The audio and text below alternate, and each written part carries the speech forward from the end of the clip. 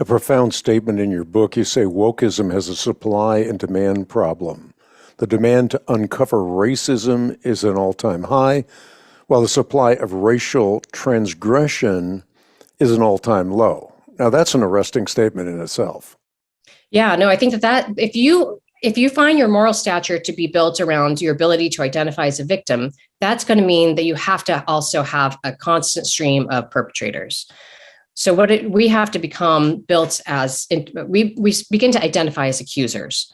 And I talked about that. I don't know if I talked about that in the book, but I really think that's another layer of the spiritual war happening, is that your identity is to become an accuser, whereas the Christian identity is to be self-accusing, right? Through my fault, mea culpa, self-examining, identifying, understanding that you're a sinner.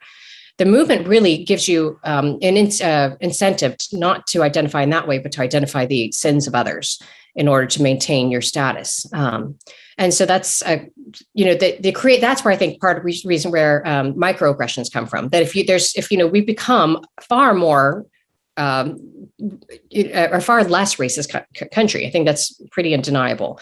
That doesn't mean we're perfect. And I'm not denying that racism is real and that it exists and that it happens and it's extremely unjust and evil. But it belies, common sense and the understanding of history to think that we haven't improved greatly. So as those opportunities to identify perpetrators have gone down, we have at the same time increased intensely our desire to find perpetrators.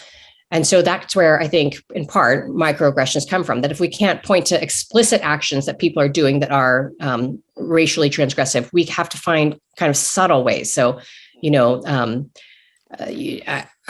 people say I strive to be colorblind, that's considered a microaggression now, because colorblind is the old way. That's kind of the Martin Luther King Jr. way, that we seek to judge people by the content of their character, not by the color of their skin. We've left that behind.